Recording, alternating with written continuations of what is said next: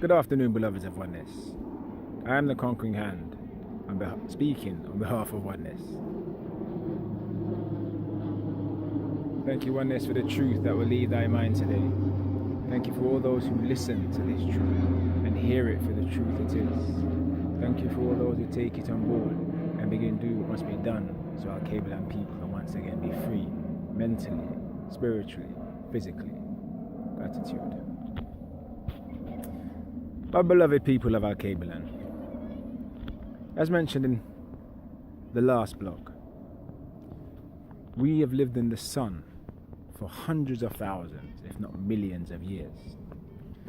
Now, forget the aspect of vitamin D and calcium and the bones for the moment.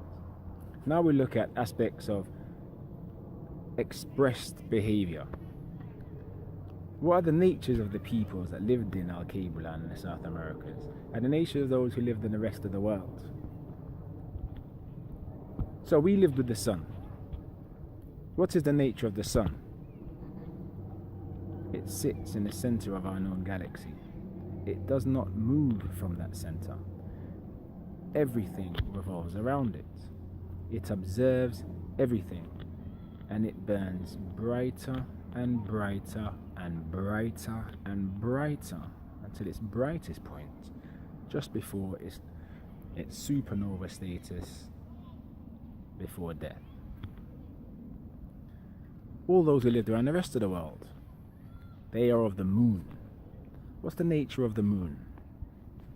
It revolves around the earth, constantly moving, never sitting still, showing an illusion at all times. One face you see, one face you never see, and the different shapes of the moon making it seem like it's never the whole that it is. Alkebu-lan people of old, the pharaohs, the Zulus, the rishis, these are the true. How did they live? Centered, still, observant of the world around them. Everything revolved around them. They never revolved around anything. How do those of the rest of the world live today and have always lived? They are always constantly moving and chattering, never still. They know not stillness. Always revolving around those of Ra's being. Always. Constantly twittering with their stupid talk, them soliloquies trying to entice fear at all times. The illusion of friendship. They always show one face, never both sides of their face at the same time. And you know what I mean, not this physical face. And they're always an illusion. You never see the truth of them at any time, because they never show it. So the people reflect the aspects of the universe they have lived with, or our known galaxy that they have lived with for hundreds of thousands or millions of years.